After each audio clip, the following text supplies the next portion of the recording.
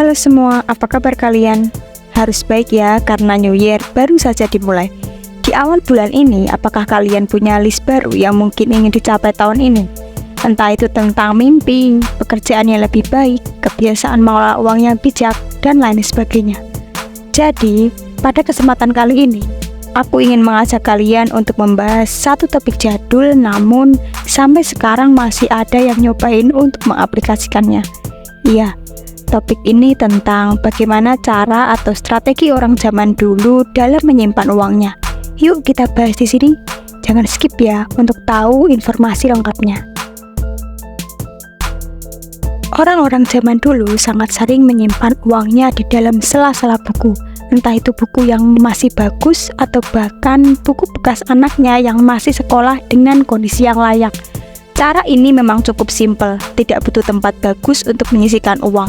Hanya saja resiko hilangnya jauh lebih besar, entah itu karena pencurian atau bahkan jatuh tanpa sengaja.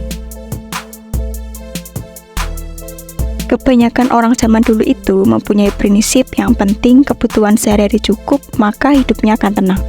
Beda lagi dengan sekarang, yang kebanyakan tercekik karena gaya hidup. Meski demikian, orang-orang zaman dulu akan tetap menyisihkan uangnya dengan nominal yang tidak terlalu besar untuk beberapa tujuan. Misalnya bayar sekolah, membeli peralatan tulis anak, kondangan, dan lain sebagainya. Untuk menyimpan uang tersebut, mereka akan memanfaatkan space sempit pada bingkai foto alias figura. Unik ya?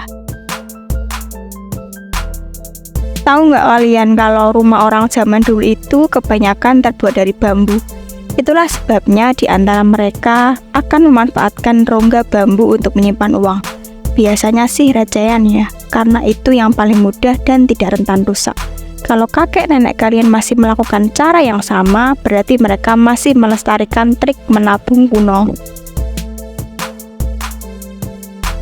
Yang keempat ini emak-emak banget sih menurutku, menyimpan uang dalam sarung bantal. Biasanya, anak-anak zaman dulu kalau minta uang sama ibunya pasti akan diambilkan dari dalam sarung bantal.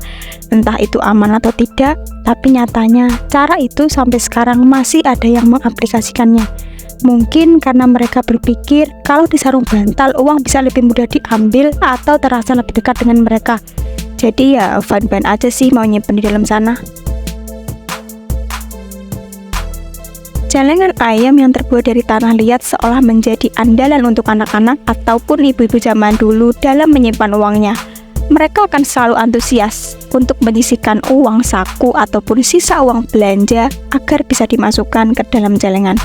Baru kalau sudah penuh, mereka akan memecahkan celengan bersama keluarga dan menghitung hasilnya. Sederhana sih, tapi bermakna.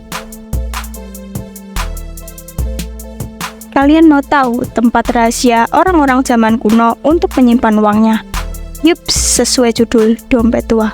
Sekilas, mode dompet ini sangat lapuk atau sudah tidak layak pakai. Namun, siapa sih yang sangka kalau kita buka dompet tersebut isinya adalah uang?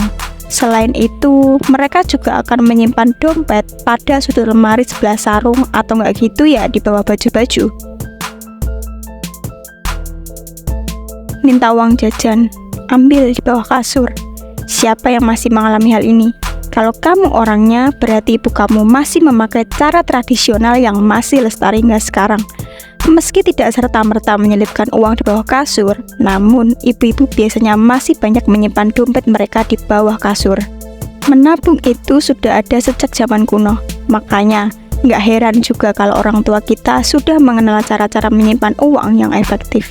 Meski tidak mengenal ATM dan uang digital seperti zaman sekarang, namun kenyataannya uang mereka juga bisa tersimpan rapi dan tentunya berguna untuk masa depan. Kalau kalian mau mencobanya, cari tahu resiko dan keuntungannya dulu ya. Kemudian, terima kasih yang sudah mau menonton video ini hingga akhir.